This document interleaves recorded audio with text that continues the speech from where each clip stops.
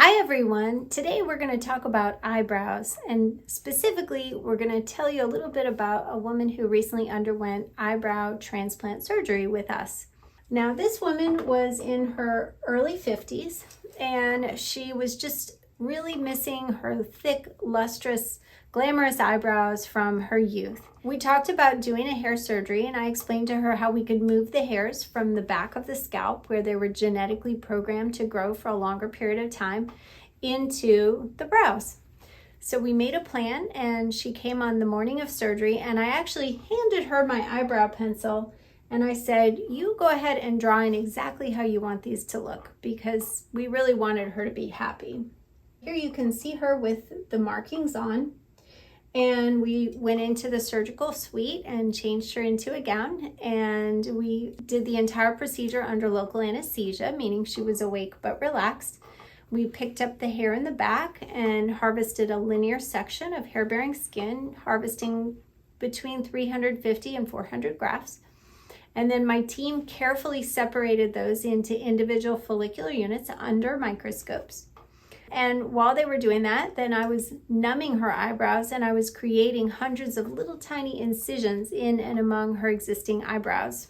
And then very carefully, I started slipping those brows into place.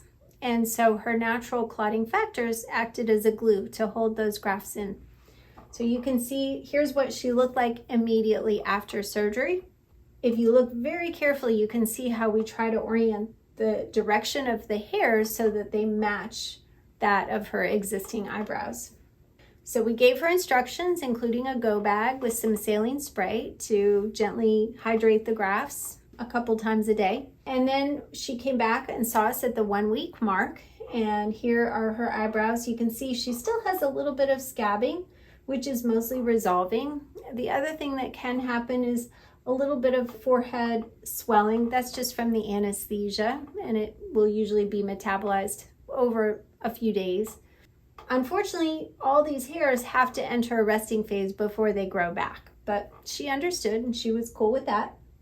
So the next time we saw her was at the 3-month mark.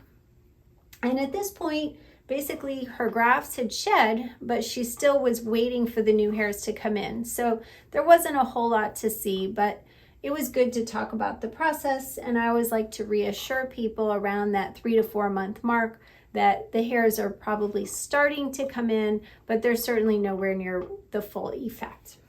Now, her next visit was at the 8-month mark, and this was very exciting because those hairs were starting to come in, and she was having fun playing around with different styling products. And here are her results at the 1 year mark, and you can see a huge smile on her face because this was really exactly what she wanted, and she was just so excited, as was I. We were all very happy with her outcome.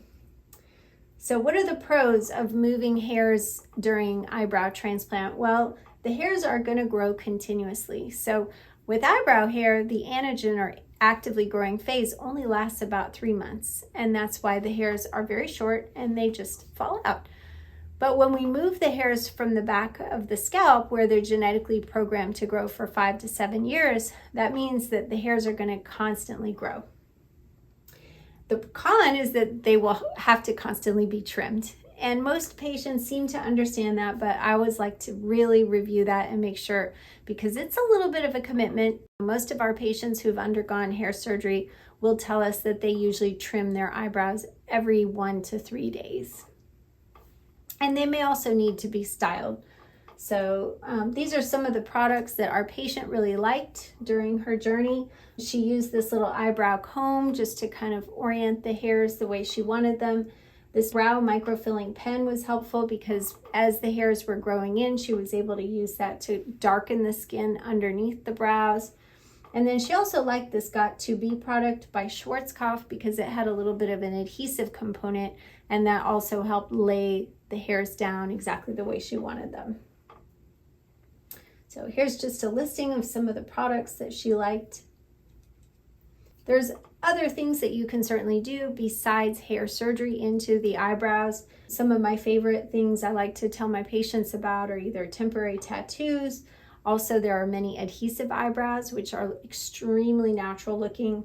And then obviously there is the cosmetic tattooing or microblading. And some patients will actually come see us for hair surgery after they've had the cosmetic tattooing because they just want to add that third dimension that looks very natural over the top of the brows. Thank you so much for watching. We hope this was helpful. And if you like it, please subscribe to follow us on YouTube. Thanks.